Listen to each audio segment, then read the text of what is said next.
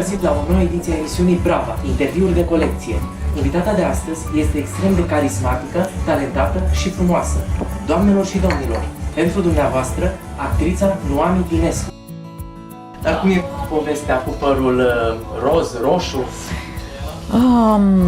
Eu mi-am făcut părul roșu în primăvară, după ce a murit o fată cu care eram prietenă pe Facebook, o fată care era jurnalist, era unul din oamenii ăia minunați care nu răspundesc decât bucurie în jur, cu care în viața reală nu m-am întâlnit niciodată, că nu a pus să te întâlnești cu ei cu toți, dar vorbeam foarte des pe Facebook pentru că mă ruga să mai pun câte un câine, câte o pisică pe pagina mea, lucra la Mai Mult Verde, era voluntară acolo și la un moment dat și-a descoperit o problemă la picior, la un cot, sau la, nu mai știu exact dacă era la cot sau la genunchi. În orice caz era un cancer de os, dar localizat pe o bucată de os. Și atunci toți colegii din presă a fost așa o vijelie în care s-au adunat toți colegii ei din presă, fete de pe la Click, de la Cancan, de la tabloide sau și au făcut brățări pe care le-am vândut. Fie pe stradă, am făcut un eveniment în Princess Club, unde s-a adunat toată crema muzicii și a dansului și toată lumea a venit și a făcut voluntariat, în sensul că eu, de exemplu, am vândut bijuteriile astea, se poartă niște țici așa mici cu pietre mititele. Am dus un colier pe care l-a cumpărat Adela Popescu, care și prezenta evenimentul. Era multă lume, multă lume a pus sumărul atunci, pentru că ei trebuia 3.000 de euro pe lună pentru tratament. Și noi am adunat banii ăștia pentru câteva luni de tratament, a plecat în Turcia, s-a tratat. Și a fost ok. Au venit alte probleme, alte cazuri peste noi și am scăpat-o pe ea din vedere. Și într-o bună zi am aflat că ea era la Viena și a murit. Deci a căzut vestea ca un trăznet, pentru că eu am crezut că dacă sărăcuța de ea nu mai țipă, e ok. Dar ea nu era ok. A tăcut și s-a dus la Viena pentru că a făcut metastave.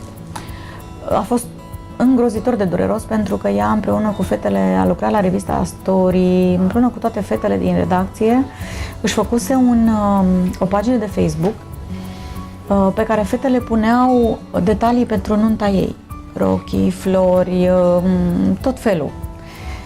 Și în momentul în care am aflat că a murit a fost foarte rău. M-am dus pentru că eu mă duc, adică eu am crescut la țară și eu știu că e ca o ultimă dovadă de respect să te duci la ea, știi? M-am dus, am stat și m-am uitat la ea, era atât de frumoasă. Era machiată, avea o perucă frumoasă pe cap, era machiată tânără, frumoasă.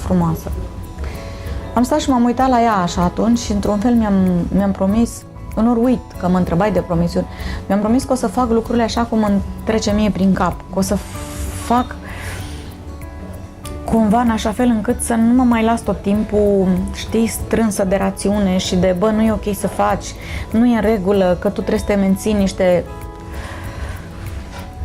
Mi-am impus că o să fac lucruri aiurea. Nu mi-am impus, mi-am promis că o să fac lucrurile așa, cum îmi vin, pur și simplu. Știi? Sau cum ar zice un artist, că o să trăiesc pur și simplu clipa cum mă ia. Fără să mă mai gândiți la nimic. Fără să mă impese, pur și simplu. Dar v-a păsat vreodată de impresia pe care o au ceilalți despre da, prea mult. Acum nu mai îmi pasă așa de tare.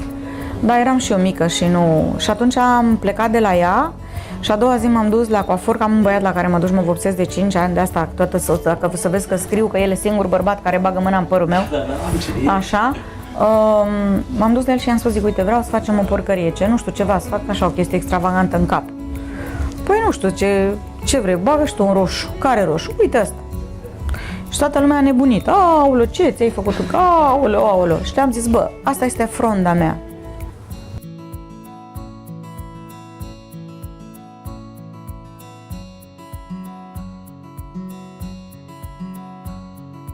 Vreau să vă întreb acum, la final de interviu, cum vă selectați prietenii și ce amintiri, care sunt cele mai frumoase amintiri cu prietenii dumneavoastră? Pe tu vrei să faci avansat spre la sfârșitul interviului? Asta cu selectatul prietenilor e o treabă subiectivă, să știi. Că nimeni nu se pricepe la oameni atât de bine încât să zică, cu ăsta pot să fiu prieten, cu ăsta nu. Nu e așa.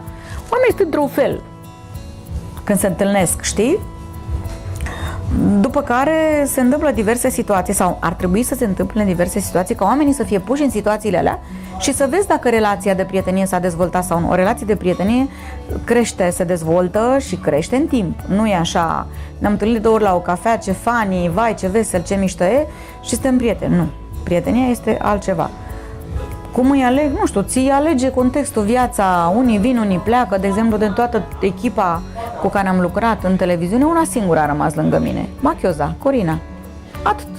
Restul și-a văzut fiecare de treaba lor. Recunosc, nici eu n-am stat călare cu ei pe telefoane. Adică în prima fază eu am fost cea care i-a sunat de ziua lor, le-a zis la mulți ani și n-au catac de să răspundă, știi?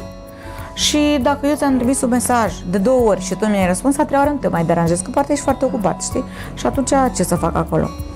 Iar amintiri, mai facem un interviu altă dată. Că sunt multe, ar trebui să închidem televiziunea. Vă mulțumesc foarte mult. Cu plăcere. Sunteți o personalitate complexă, spumoasă. Aoleu, personalitate, este o persoană. Persoană. Că personalitate sună, ieșim din ecran. Dragii mei, după cum vedeți, v-am oferit acest dar minunat de a avea câteva multe minute cu o persoană incredibilă, doamna Noami Dinescu. Pune mâna pe mine, pipă-mă, sunt credibile, există. Noroc. Eu vă doresc ca până data viitoare să fiți bravi și să luptați pentru visele dumneavoastră și să urmăriți emisiunile în continuare.